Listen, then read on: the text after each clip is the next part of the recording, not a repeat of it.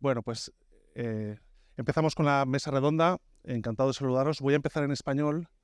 And for that I will switch to the English language para continuar la conversación. Voy a empezar en español porque quería presentarme. Soy una pequeña presentación. Soy Eugenio Mallol, soy periodista. Nosotros entre 2009 y 2020 creamos un producto que se llamaba Innovadores, que apareció en el diario El Mundo. Yo lo dirigí. Y en 2019 lo convertimos en el medio escrito en español. Se hacía desde Valencia. Y en 2009 lo convertimos en el medio escrito en español que más eventos de innovación cubrió a nivel mundial. It's only a short explanation. Y bueno, estábamos en diálogo con... esto nos permitía tener un radar estupendo sobre lo que sucedía, sobre lo que se hablaba a nivel mundial, pues en China, Estados Unidos, por supuesto Europa, Sudamérica. Fue estupendo. Ahora estoy impulsando un ecosistema de industria 4.0 en España que se llama Atlas Tecnológico y en el que reunimos a empresas industriales y a empresas tecnológicas, y yo estoy construyendo una especie de hub de conocimiento. Atlas Tecnológico ha llegado a un acuerdo con Prensa Ibérica para publicar un suplemento mensual que se llama Activos Tech, en el que vamos a reproducir un poco el modelo de innovadores, pero desde la perspectiva más de la demanda, de lo que está pasando en el mercado, no tanto de la oferta, que era un poco lo que hacíamos antes, ¿no? De qué productos nuevos aparecían, sino realmente entender qué es lo que está pasando, lo que están demandando las empresas y a partir de ahí, pues bueno, ver qué está proponiendo el mercado.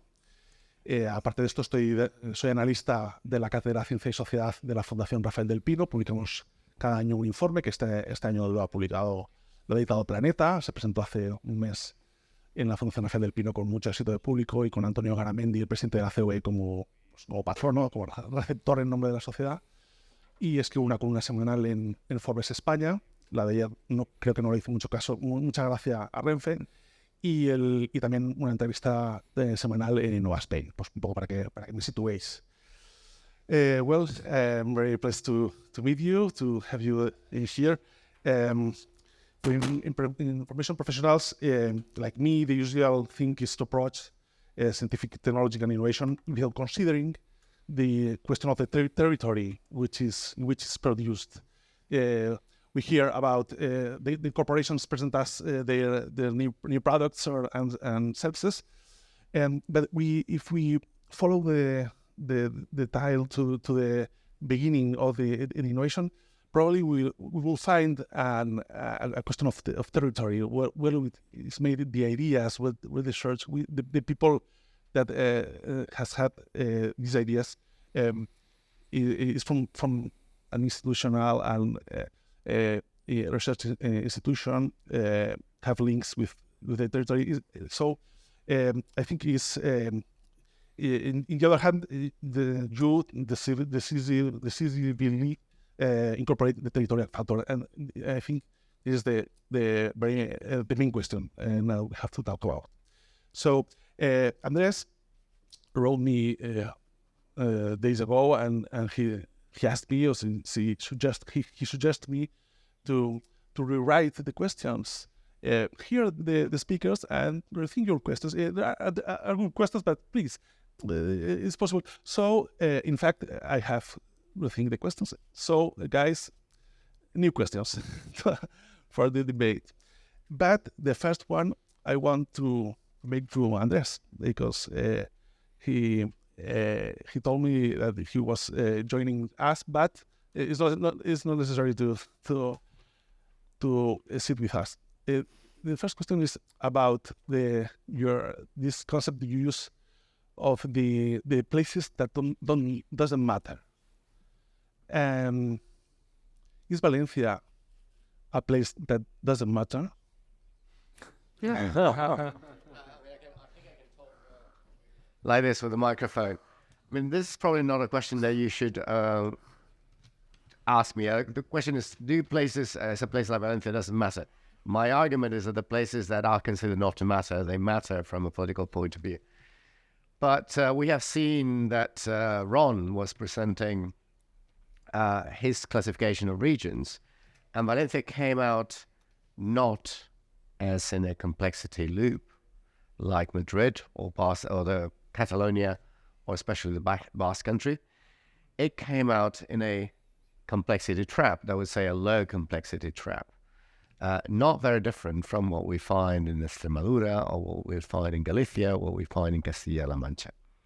So for a region that has a proud tradition of industry, a proud tradition of being innovative in sectors like ceramics, or sectors like textiles, or sectors like, let's say, toys, where it was a leader, the fact that it has lacked the capacity to innovate, to diversify, to reinvent itself and become something else, despite the fact that there are a lot of very innovative firms in the region, is creating a problem that is leading to, first, problems in creating innovation. And Ron highlighted very much this idea that if you're in this low complexity trap, normally you lose out in employment and you lose out in wages. But it's also creating a problem that the little innovation that might come might not be as inclusive as Marte and Neil were highlighting. So in that respect, it's not that Valencia is a region that doesn't matter. It's a region that has significant potential, but it hasn't been using its potential to its full capacity. And if it doesn't do it, it might end up being a true region that doesn't matter. Thank you, Andres. This was a little robbery. Thank you very much. Okay, thank you. Yesterday, Ron, I was I told before Ron, I was yesterday in Extremadura, in Mérida, and a Chinese investor asked me for which were the capacities of Valencia, and I told you, and really when you list the capacities, you see that we have really a big potential. So I think that we have to refocus the question to the potential. In Extremadura, Marte and Antonio, they asked me, is a very usual question, about the role of the venture capital in promoting the entrepreneurship in Europe. What's happening when you see weeks ago, Pittsburgh published its annual ranking of the cities, venture capitals in cities in the world. The capital that attracted San Francisco in the U.S. it attracts more capital than all the Chinese cities right now. The capital that attract venture capital that Madrid, San Francisco is able to attract in 4 days. So we have really in Europe it's very very common to make this question about the role of the venture capital. What can you tell me? I will jump on the question, taking back the answer of Andres related to Valencia. I think probably Madrid or Barcelona, when you see those ranking of potential cities with the ability to attract private capital to venture capital, and in the top 10 of the cities of the world. And probably this is related with the standard of living. We have sea, we have sun, we have good standard of living. Young entrepreneurships, do they like the good standard of living? And probably it's not so expensive as living in Los Angeles, probably. So probably we have the resources or the capabilities, the standard needed to attract the venture capital. And in the case of Valencia, jumping on the question, I think the analysis of Andres was clear enough. I mean, in the latest 5 years, the movement we have seen towards Lanzadera, Insomnia, all the summit we have here in the city of Valencia, towards the entrepreneurship arena is impressive. And I would dare to say that probably behind Madrid and Barcelona, now Valencia is probably the third city. What we have to focus is, it's possible to have a Silicon Valley, as Ron was mentioned before, Andres, in every single city in Spain. It would be a little bit naive. So we have to focus in the really standards in all the really capabilities we have in every city. But I do believe that Valencia has a lot of things to say in terms of venture capital entrepreneurship in the future. Talking about venture capital in Europe in general, we are lagging probably the States because we have less experience related with innovative approaches to finance. I tried to show in my presentation. But taking apart the movement of the post-coronavirus situation, in which there was a real bubble in the amount of money available for venture capital, the number of rounds we saw on the number of exits related to venture capital, there is a clear path of growth in venture capital as a way of financing entrepreneurships. So in the long term, in the short, medium term, I do believe that venture capital is here to stay. That probably his best class private equity asset class is really doing. I mean, we see that the frontiers in between private equity and venture capital are every single day touching close together because the model of business are improving so quick that 1 year you have a company with no revenues, no EBITDA. 2 years afterward, you have a 3 million euro EBITDA. So you are in the radar of private equity. So yes, the question, in my opinion, is that in the medium term, venture capital is here to support innovation in a clear way in Europe.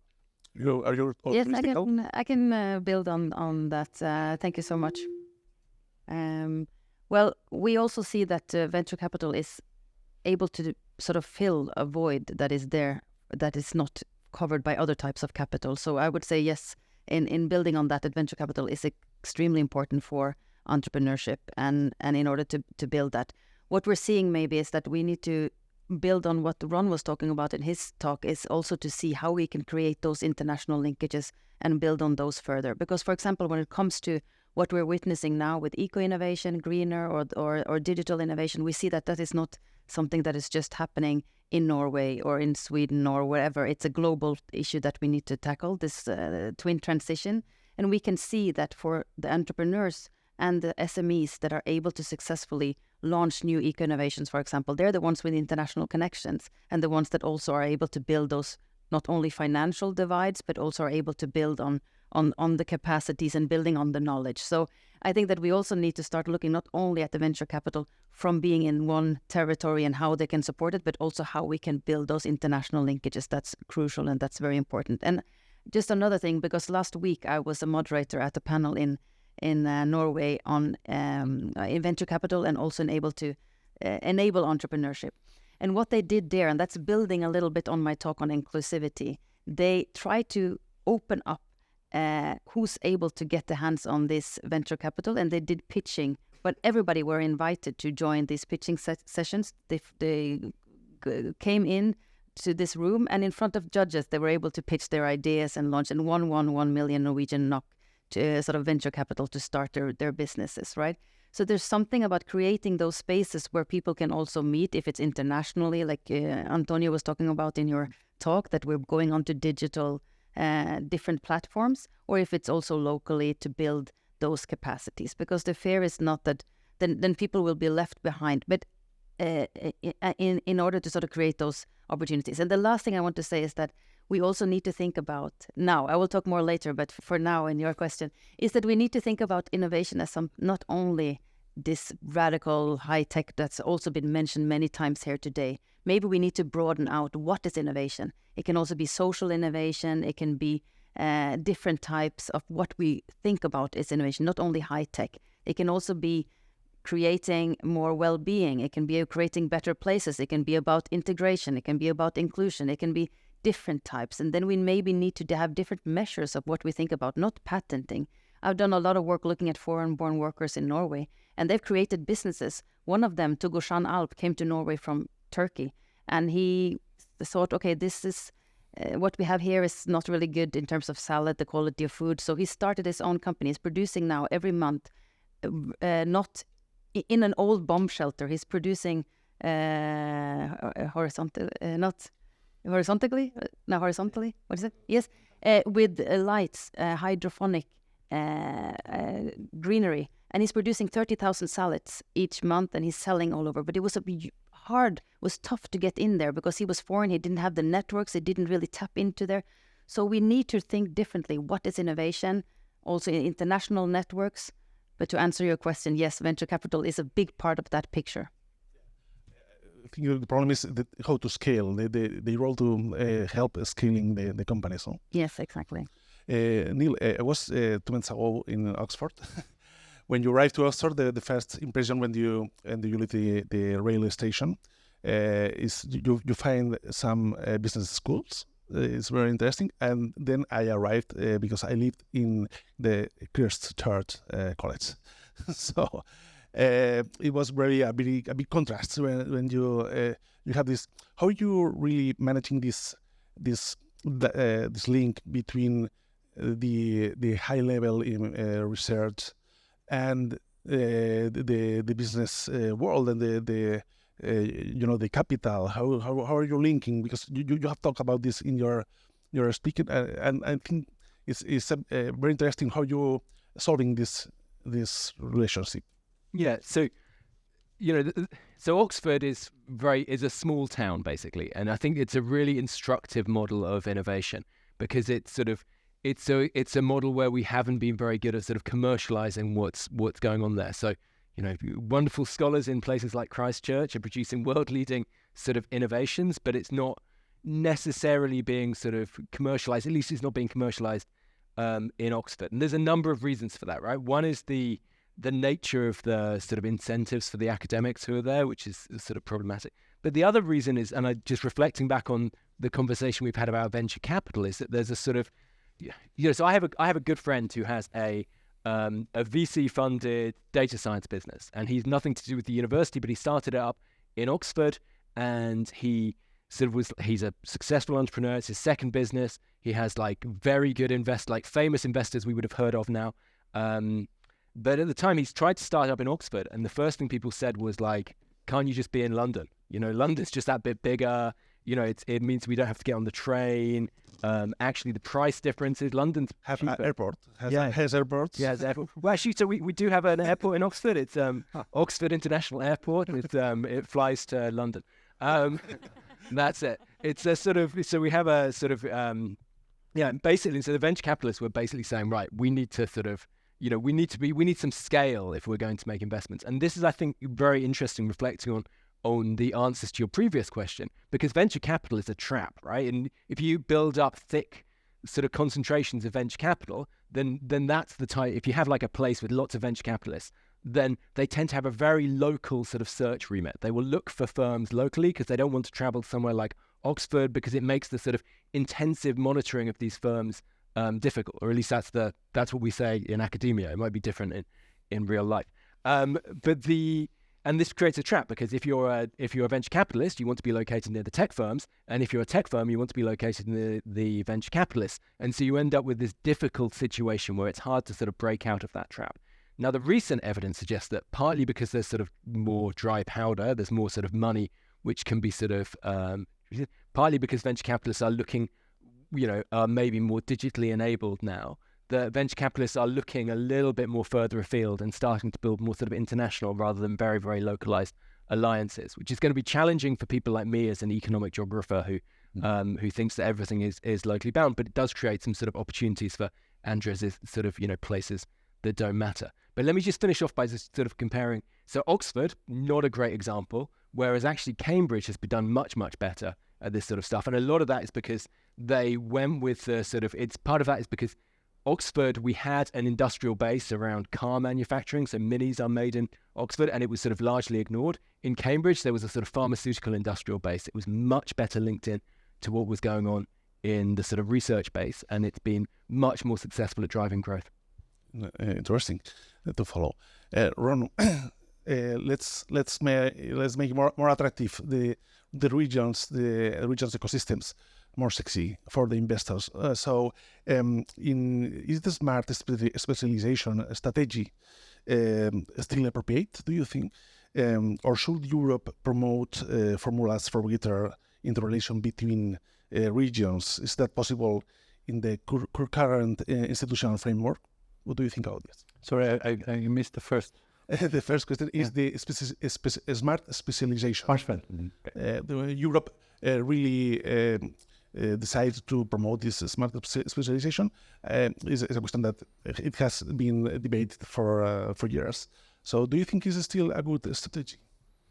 I think I like very much the idea behind smart specialization policy, right? So it all started in 2014, although it was implemented in later years in some countries only in 2016 and 2017.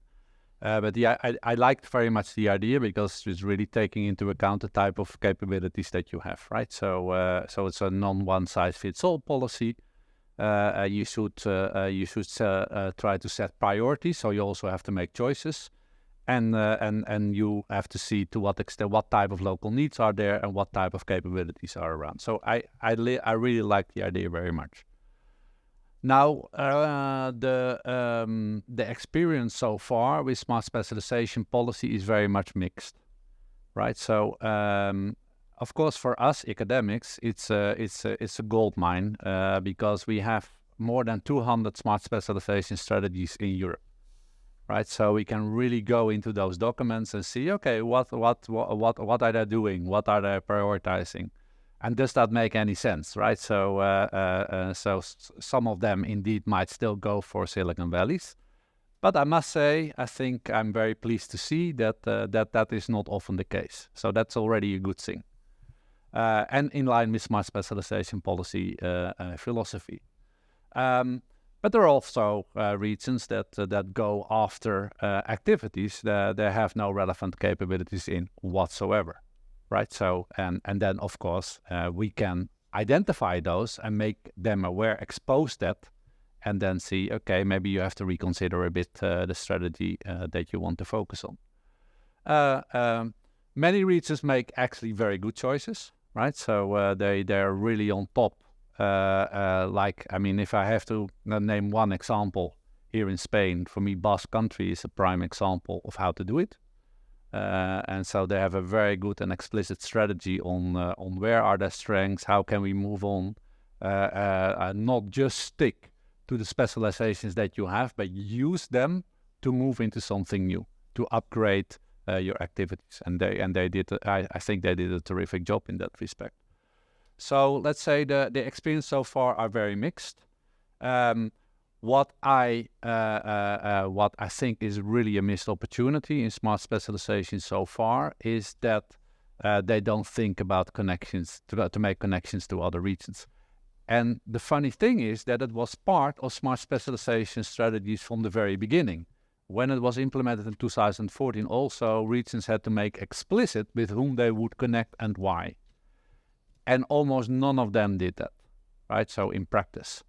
And I think it has also to do with the fact that we had very little understanding of how that should be done. Of course, you can attract multinational companies, and that is often done, right? So you attract foreign direct investments.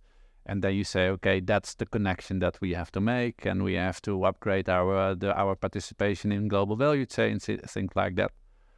But first of all, we never had good. We still have no good data on global value chain at a subnational scale. And secondly, I mean, you can blame policymakers that they don't account for that. But can we really already provide them with tools that make so that they can make the best choices? I'm not sure whether we are still doing a very good job and that those tools are already available and appropriate to implement it. So that's why we are very working hard with the European Commission to get this better, right? So and the study that I just showed about the twin transition is just one step in that, right? So okay, can we say something to policymakers with whom they should connect? And not connect to their neighbors or the one that they know already, because that is of course an important driving factor behind network formation. You tend to collaborate with the whom that you know and that you like, but in terms of innovation, it might not lead to many things. And therefore, I think this type of complementarity indicator could be a helpful tool in that respect. And indeed, and expose that to policymakers, right? So what opportunities do they have? Now, what I actually see is that also the research that I showed is that there are so many opportunities. I mean, if I look at those data, And then they see how little opportunities are actually exploited, right? So it's not often a matter of not having opportunities, but somehow it is not being exploited for many reasons. And venture capital to me is certainly one of those. I mean, if I look from the experience in the Netherlands, we have people that do take initiatives, that have very bright ideas. They commercialize it, but to some extent, and then they get stuck because there's now venture capital available. And what they do, they go to the US. And that's where they grow. And I think it's not only a Dutch problem, I think it's a European problem. And this is one of the crucial bottlenecks that we need to overcome. So again, there are a lot of opportunities. There are a lot of people taking initiatives. There are a lot of capabilities around, but we are not exploiting them. And venture capital is just one bottleneck. Let's be optimistic. I think it is one of the main messages of this conversation, to be optimistic and to change the things. Of course, when I make a question, all of the speakers, Andres also, are invited to answer if you think that you are interested in saying something. Neil, it's very interesting the question you have said about directed technological change, because here in Spain we expected when the arrival of a lot of European funds for recovery and transformation, and that will change the economical the economy for moving to more value-added activities here in Spain. But in 2026 we'll finish the funds, at least in theoretical. But really, we feel that we are failing in this objective, because really the funds are arriving, but we are not achieving this change of the promoting more intensive, technological intensive industries, more value-added activities. What do you think about this? Which could be or should be the strategy for really use this money for really make a change in a country like Spain? Yeah. So, I mean, this has been one of the sort of ongoing debates, I think, certainly in my sort of career working in policy, has been, how do you move up your value chain? Everyone's always agreed you move up the value chain. The question is like how you do it. How do you get sort of, better at stuff? And actually, I kind of feel like the worst person in this room to talk about this as the British person who has opted out of a number of sort of sensible policy areas and decided to sort of stop doing some of this stuff after Brexit. So, I mean, like the first thing is like, that's an observatory. Yeah. So I think first of all, I would say, the key thing you do is don't do what we've done, and try and opt out of many of these sort of, particularly the European policy packages, which are mixed, but, if you have a mixed record, it does at least mean something's working, rather than the sort of, type of things which we're doing in the UK, where almost nothing is working. So that's the sort of first thing which I would sort of, my sort of, first reflection. On the sort of directed, technological change. So I think the interesting thing here, right, is that, and again, as a sort of, I think Europe can do quite a lot here. And I think there is definitely and I think part of the problem is, and there was an interview by Emmanuel Macron in The Economist last week where he said we tend to often be quite sort of defeatist and say that we're sort of, just taking US tech and that's all we're sort of, he was talking about geopolitics, but I think you can also say we're just taking sort of US tech and they're much better than we are and all that sort of stuff. But I do actually think there is like I would be thinking at a sort of pan-European level about some of this and then making some sort of like hard choices. And the choice there is like, you've asked me the question, what do you do in Spain? But the answer is, I think in some of the sort of directed technological change stuff, you would be thinking at a sort of European level and then sort of coordinating with what, happened in Spain as well. My question was more descontextualized, about how, and please, Marte or Ron, if you could interview, because how can, or Antonio, of course, how can a region that receives a lot of money really don't use it to change, or what? So sorry, I'm going to remake the question. What must do a region to really use this money to change their industry to more technological and activities or value-added activities? What do you think about this? Well, let me very quickly sort of say, so most of the successful regions I've studied, they have strong networks and they have strong open networks between the private sector and, between the local private sector, the local public sector, other sort of local institutions, and those have sort of guided really sort of local solutions. So I've just finished off doing a big project in Singapore. One of the key things there was about the sort of networks between companies, which sort of guided public policy. So actually, I think I would sort of, you have to lean into what's happening at a sort of local level, and you have to lean into those networks and let that sort of shape, public policy. But it's easy for me to say that, and it's hard to do it without you ending up with sort of capture by established interest.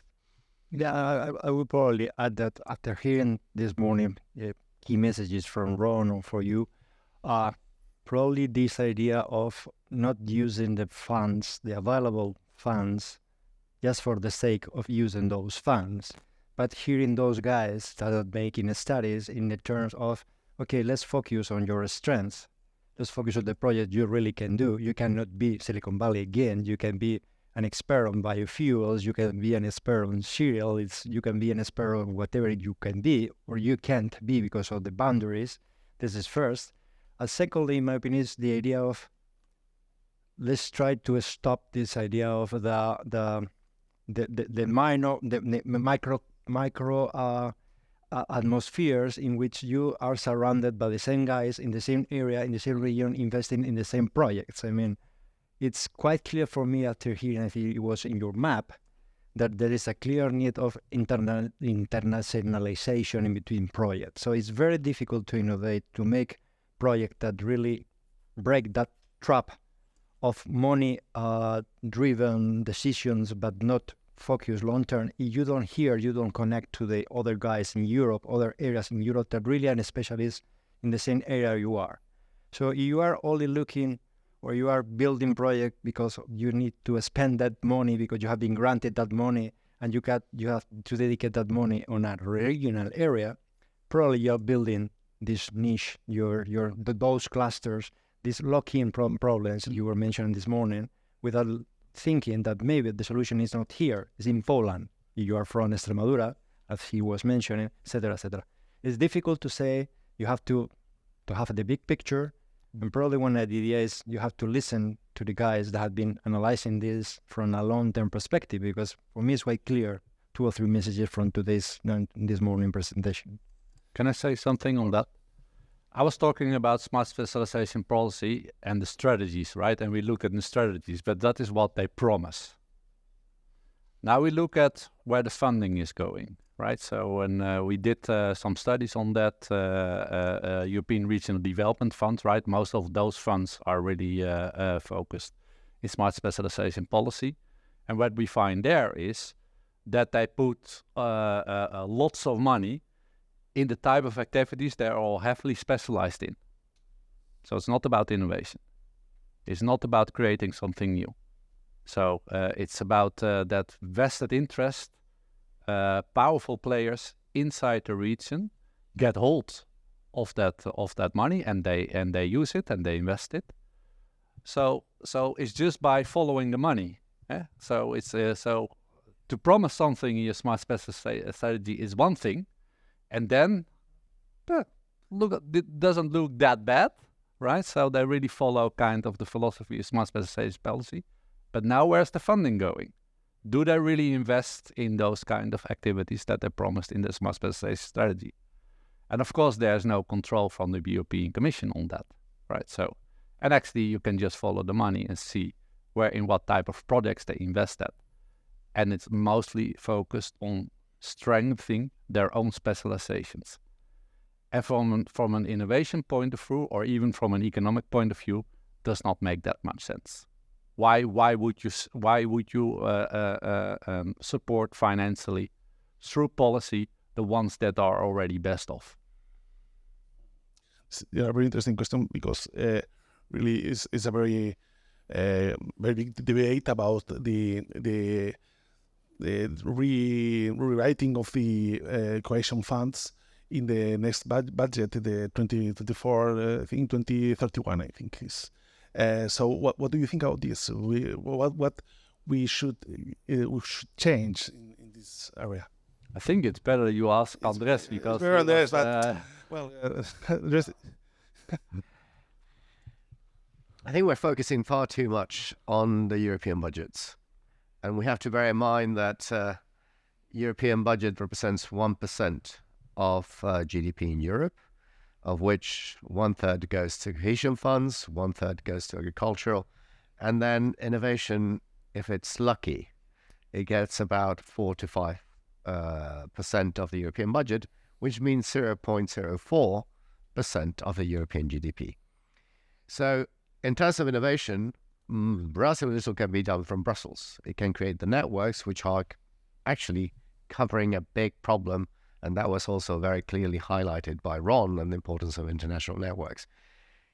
Most of the differences come in national capitals with national innovation policies, but more importantly, as it would go with Antonio, is what's happening within the firms. And there's no point, there's a lot of point in promoting more knowledge generation. But that knowledge generation has to transform the knowledge and the invention into innovation, and that has to be used for society. It's the whole idea that Neil was saying, innovation is not an end in itself, it's the beginning of something. And here we know from research that there are two ways of doing innovation within firms. One is what is called it's a bit technical, the STI, which is science, technology, and innovation approach. So you put more money into research and development in the firm, where you need the mechanisms from venture capital and seed money to actually encourage that. But you also can do innovation by what is known as the DUI, doing, using, and interacting. What is that needs to be done? You need to have policies that help firms invest in both types of innovation.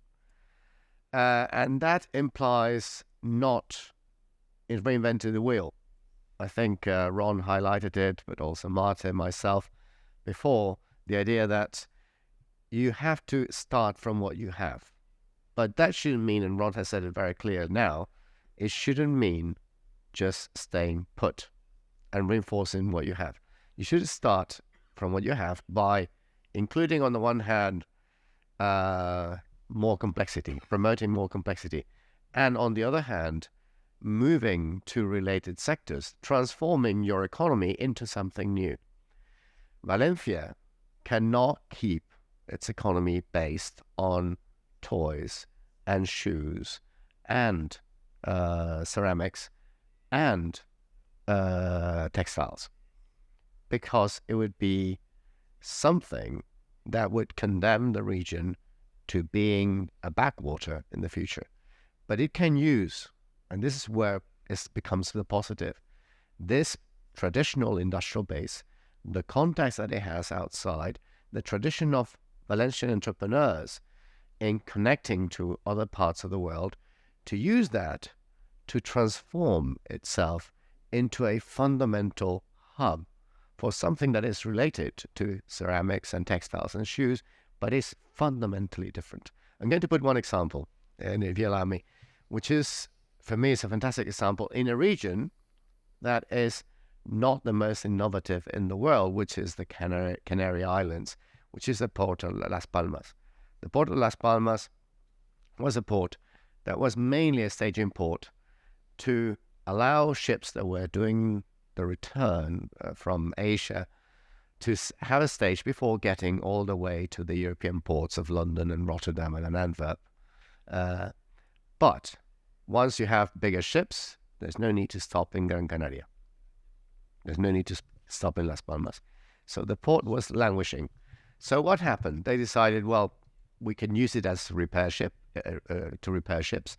If a ship has a problem while moving around the coast or coming from the Americas, You can go to the port of Las Palmas, where you have institutional security in comparison to ports in Africa, etc. But that problem was that it was becoming a marginal port. But they had the capacity to repair ships. So what they decided is they saw an opportunity. There are a lot of oil rigs in the Gulf of Guinea. So what happened when an oil rig had a problem?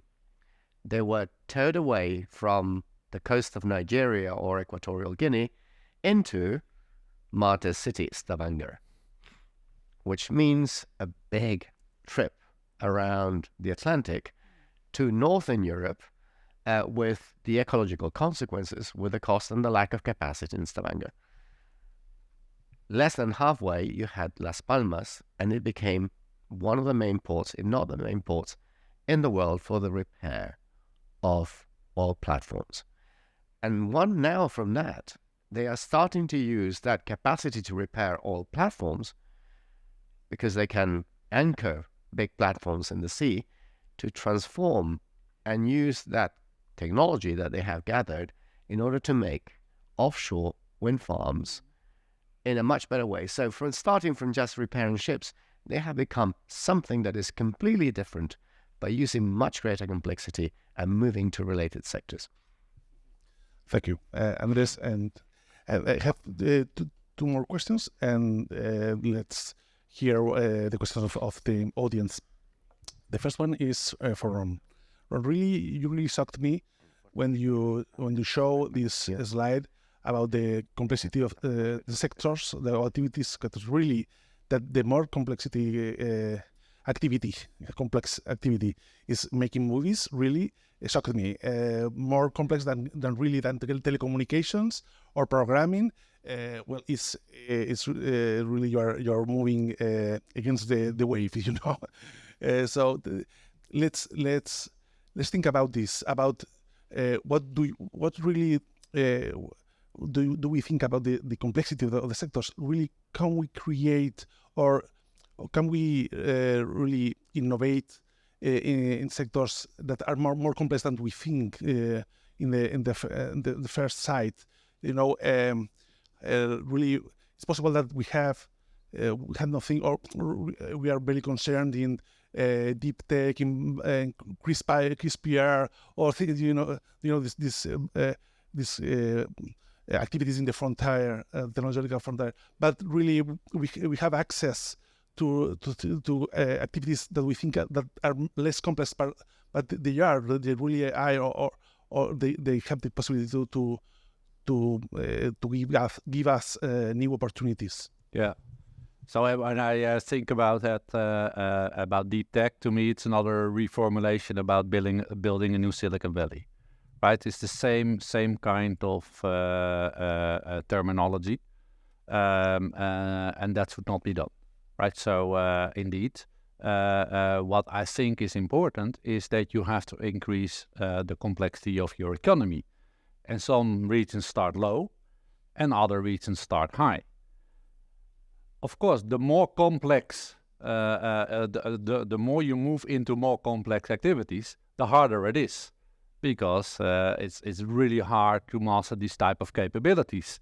Not everybody can build a movie industry.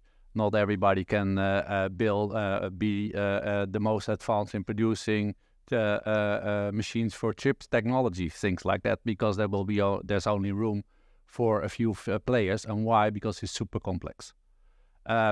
So what is at stake is not deep tech, but getting your economy a bit more complex than it was before. And I think Andres just gave the perfect example.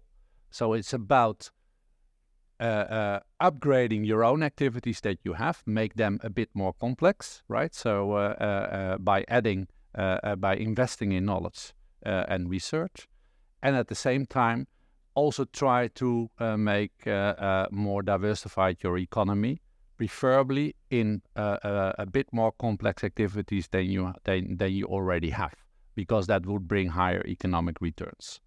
So for an Extremadura region, you can move into a more complex economy, but of course you won't go for the highest because you have no capabilities whatsoever. Well, for a region like Madrid or Basque Country or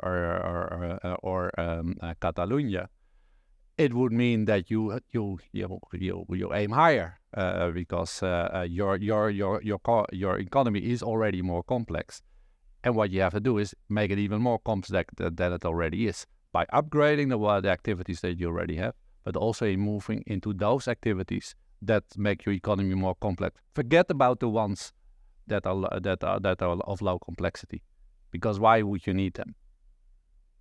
But can I just add a little thing, and that is there was this famous Norwegian academic, and he just passed away a couple of months ago. And when he was writing his PhD thesis, he went up to his advisor and he said, "Oh, I'm going to investigate local communities and how local communities are moving towards something else." And then his advisor said, "Well, there's never local communities doing things. It's the actors.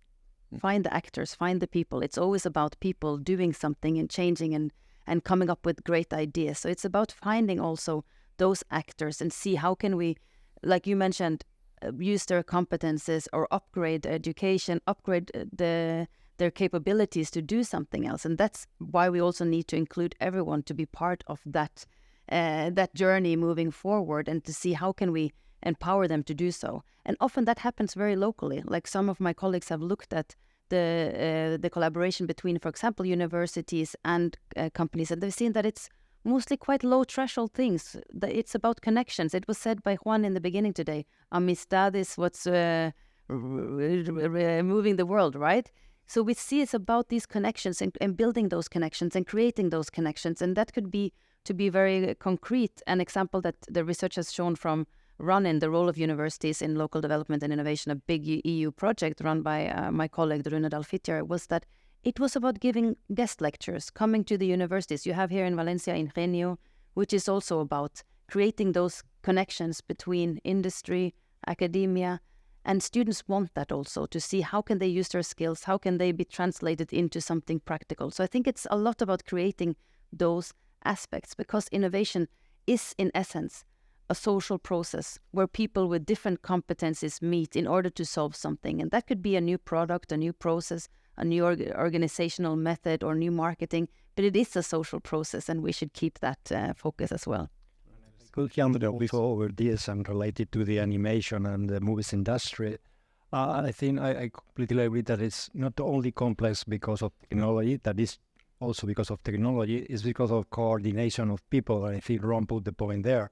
I was in Lisbon a month ago in an investor meeting in one of the big VCs in Europe, and they were invested in one of those companies that is struggling to innovate in the 3D industry of animation. And essentially the problem behind was to put together a design direction, all the architects, designers, geography looker, historical movie characters, the people that make the conversation just to bring to give birth to a new character, 3D new player in this industry. So the complexity is probably partially technical, because there was a AI driven engine behind this, just the idea of creating new characters. But the really complexity was to be able to convince the old-fashioned architect or the old-fashioned industrial movies that this idea of replicating the different characters in an animation movie was much cheaper, much quicker, and much connected to the audience that drawing in an old-fashioned way.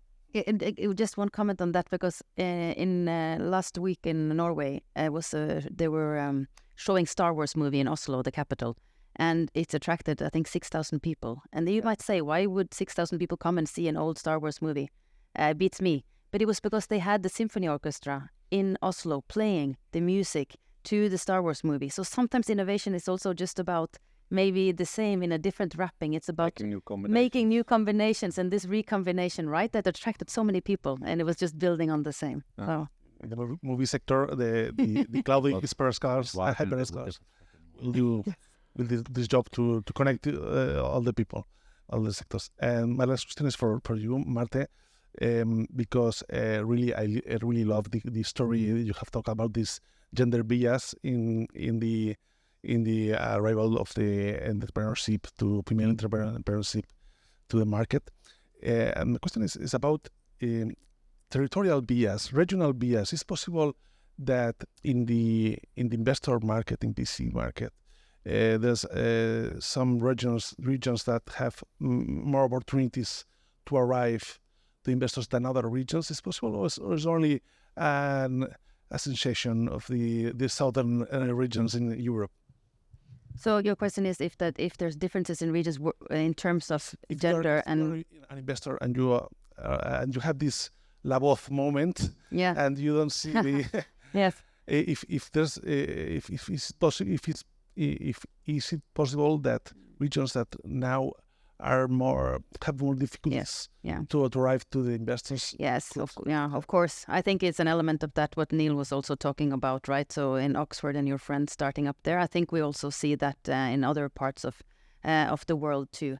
I think that there's been movement. The city where I'm in, there's some investors now starting something called Frøya Ventures, which is specifically trying to tackle investment that are going to create more sustainable, inclusive investments, to put it like that. And that's a big focus in that city now, but also in Oslo and in the capital and other places. So I would see that there are some divides also, but there's a lot more attention being put to it.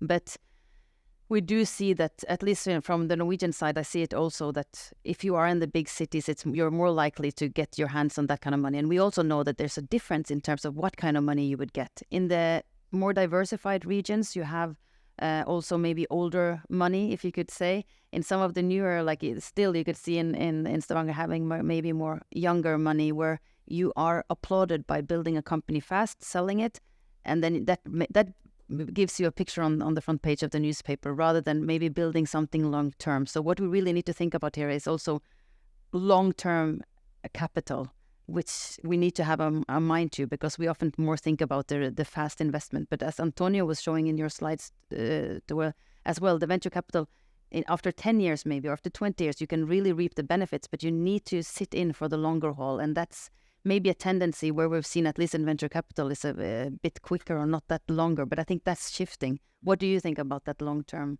Now, taking your role as a...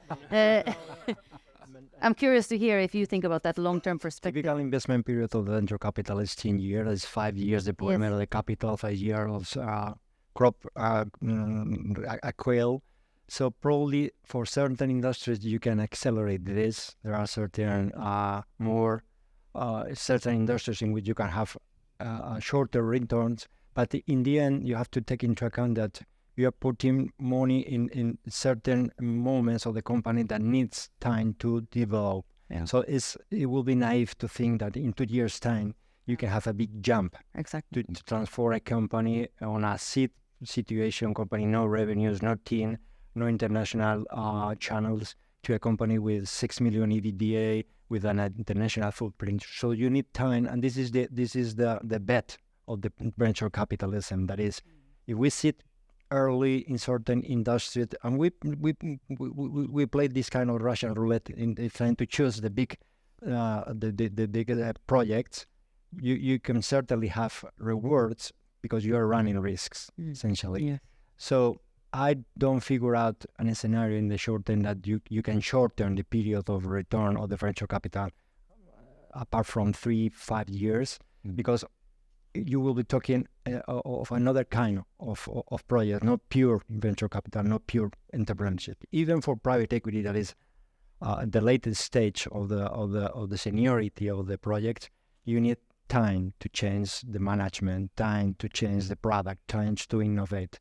So at the end, you need time to make those changes to deliver.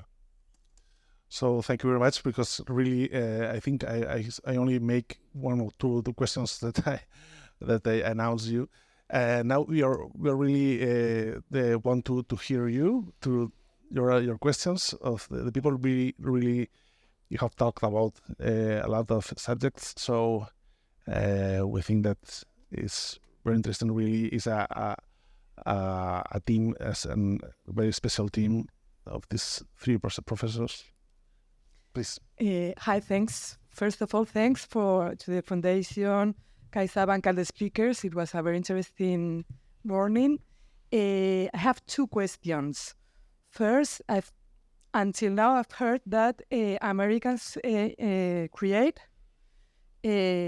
Chinese produce, and European regulates.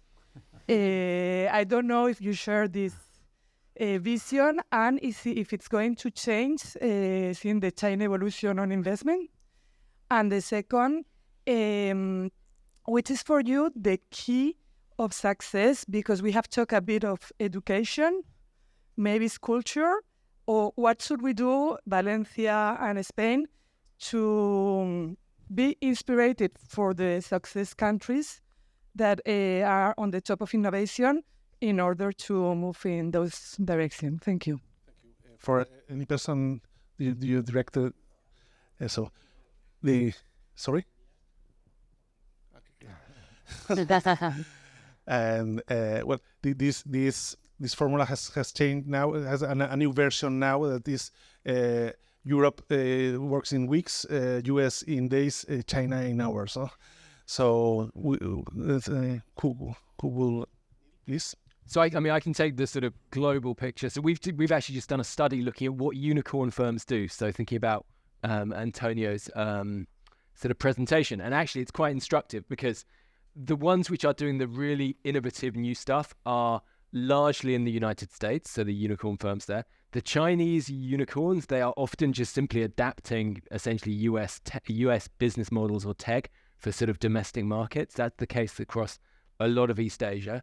In Europe, there's a bit of that, but there is actually a few. There are signs of life in Europe. Basically, there are some sort of companies which are doing pretty well. So the UK has got a lot of quite good fintech, particularly. I mean, like we are really biased towards fintech. I don't know how long that will last, or if Ron is going to steal it from us because everything's going to Amsterdam. There's quite a lot of this sort of stuff which is good, which is going on, which is like novel and interesting going on in Stockholm, Switzerland. Loads of sort of AI, digital sort of imaging type stuff, and even I've heard sort of stories that there's quite a lot of really interesting stuff coming out of Madrid as well. So that's my sort of big picture. Can I? There are signs of life. Can I add something to that? Yeah, because I think when you showed the Magnificent Seven, these were all U.S. company, right? Because that's how the U.S. exposes themselves, right? So they're very good at that. They have a comparative advantage there. So I think we should also create a Magnificent Seven in Europe. Yeah. And I completely agree with Neil that there are. I mean, let me just give you one example. And you might not have heard of it. It's ASML. It's a Dutch company. And it's producing the most complex machines to produce chips. And it's world leading, and nobody can compete with them. They employ 32,000 employees, so it's a high-tech champion in Europe, and they grow every year 10 to 15%, right? So I do not know why we always so obsessed by Google and Apple and always call those be a bit more creative, right? Look a bit around what is going on. Yeah. And I think I'm not saying that Europe is doing fantastically because they're in many ways far behind the US. China is catching up enormously in a very rapid pace. It's incredible what they're doing. Right, so we have a problem in Europe. Don't get me wrong here, but we have also some champions, right? So, but we don't expose them. If I say to students, even in the Netherlands, do you know ASML? They've never heard of it. And come on, this is a super successful case, and I'm sure we have many more. But so let's make a Magnificent 7 or a Magnificent 20 in Europe. Completely agree with Ron and trying to jump on this. I think it was Andres that was mentioning about Zara, about IKEA. We always think about technology devices. We think about the new hype in IT, and probably we have other models of innovations in the way we distribute our products. It is true that in my humble opinion that we from Europe have a legacy that make us a little bit more difficult to innovate compared with the States, and probably has to do with language. We still have a lot to develop internal language. We speak French, German, Valenciano, Catalan, Madrileño. So this is a barrier, clear barrier. So we are building our own small territorial areas, and in the States it's completely different. In the States there are 650 million inhabitants choosing the same products, having the same channels. They don't have any problem of commuting between. This is like Europe, but really connected. We here, I think we make it clear this morning, we have a small non-connected areas of innovation. So with a lot of regulation, as you mentioned, in addition, because we like this kind of procrastination of making rules to make it this more difficult, because we want to protect our territory. So unless we probably because of, from a cultural perspective, from a new educational perspective, we broke those unbuilt barriers in terms of we can have this 7 magnificent of tables, wardrobe, etc., it's going to be tough to compete with the States because they know how to do it. They have been doing this for the latest 40 years, and they work together in the same market, same commercial market. Yeah. I mean, I don't want to monopolize on this sort of question, but Pierre-Alex Balland, so Ron's co-author, very often likes to start his presentations with a joke. So there's a party, and you have an American, you have a Chinese, and you have a European. So the American says, hey, I'm American, and I brought the software. The Chinese says, I'm Chinese, and I brought the hardware. And the European says, I'm European, and I brought the regulation. It's a joke, but it's sadly true. And the question is that Europe is lagging behind, despite notable examples, in terms of capacity to innovate. And the question is, why? Is it because we don't have the right talent? No. And we have plenty of examples in which there's a lot of talent that goes wasted, not because our universities are not producing knowledge, which they are, not because our European citizens haven't got the capacity, because we do have it, but because of a lot of institutional issues. Martin Andersson, a colleague of ours in Sweden, says that Sweden is one of the most innovative environments in the world. But there's a problem. Once a Swede has an idea and creates a company, then comes the institutional support and the capacity to graduate that company to a high level, for it to become a gazelle, and then to become a unicorn and a dragon. And the barriers are phenomenal in comparison to what they find in the case of the US. And therefore, there's a problem, because there has a lot of ideas and innovation, and we're thinking this happens in Sweden. Think about what happens in Portugal or in Greece or in Spain in that respect. And there are several mechanisms that prevent us from going. The first one is availability of seed funding and capital. The second one is the whole idea that, well, they might have better universities, but most of our entrepreneurs don't go to the US. They poach our entrepreneurs. They poach them when they get frustrated because their firms cannot move beyond a certain level. And they need to move to the US or get an American partner. The biggest innovation this century for us has been, yes, the vaccine by BioNTech, but BioNTech had to partner with a big American giant, Pfizer, in order to be able to produce, because they couldn't find a partner of their right size in the case of Germany. And the third one, they just buy them until they become too big. ASML, Novo Nordisk, the big example of innovation in pharmaceuticals in Denmark, it cannot be bought anymore. But what happens to, for example, Spotify, or what happens to Skype when it happened? Well, it's some guys in Tallinn, and backwater as it could get, creating a huge innovation that is novel when it happens, and then it's Microsoft comes and buys it and takes it over there, and they cash in. I would like to say something about this. I was 2 weeks ago in the Hannover Messe in the the Industrial Technological Fair, and I talked with Judith Weiss, that is a member of the board of directors of Siemens. And she told me something, she made me a reflection that I think is very important, because she said, let's follow the moment of the globalization of the Chinese companies, because as they become global companies, they have to create plants in Europe. They will have to assume the regulation, the Europe regulation, and probably it will impact in their prices. They are very aggressive prices.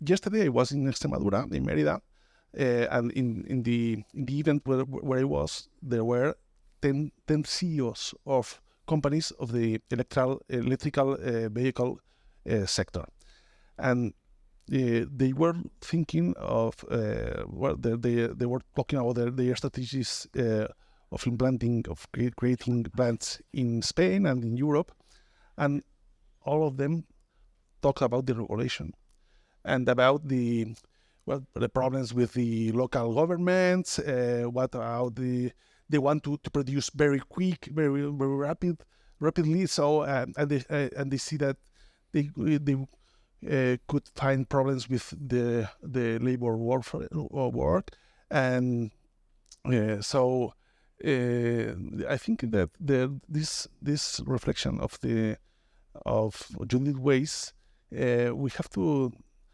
take it very seriously, because really when the Chinese companies will arrive to Europe, they will have to achieve our regulation, and it's different to compete with the Chinese regulation and the European regulation. So go ahead. Can I just say a bit critical about regulation and why Europe is doing regulation? So Europe is doing regulation after the technology has been developed, right? So that's so they say, okay, we have to take into account human rights and privacy concerns and things like that. So the US is producing the technologies, and then Europe is behind, and then 10 years later, then they say, well, maybe there are some downsides to that technology, so we have to make regulations. This is how it works in Europe. What they should do is they have to regulate now the type of technologies that will dominate our economies in 10 years from now. So you build a comparative advantage, not only on the competences that you have, but also because you were forced by your regulations to be very innovative and to produce the technologies that we all want. And don't put regulations far behind, because everything has already been taking place elsewhere. I think I was going in the same direction, but I'm going to go even further. Okay. Regulation is fundamental and is needed in order to make a better world. We cannot just produce without standards. And regulation is a fundamental source of innovation. You regulate and you have to change. But in order to give regulation might be harming the capacity of European firms to innovate. Because one of the strategies is you regulate once the technology is already there, but you also regulate to make sure that the Chinese or the Americans that are producing the technology that might be harmful for Europe is adapted. So the Chinese are already producing, even if they produce in China, for the world according to the highest level of regulation, which is the European level of regulation. But because they already have a technical advantage, they have a knowledge advantage and innovation advantage, by regulating harder, their firms are even more capable of creating those innovations, whereas our firms that are starting and are behind the gulf becomes far greater. So probably regulating, which is needed, is contributing to increase the gulf between Europe and the rest of the world, because we are regulating ex post, not ex ante. Another question, please. So thank you very much for all the speakers, and Andreas, that we have you pleased to participate, and thank you for inviting me. Of course, I'm very pleased, and it has been an honor to share this conversation with those speakers, those prominent speakers. So thank you very much. Thank you very much.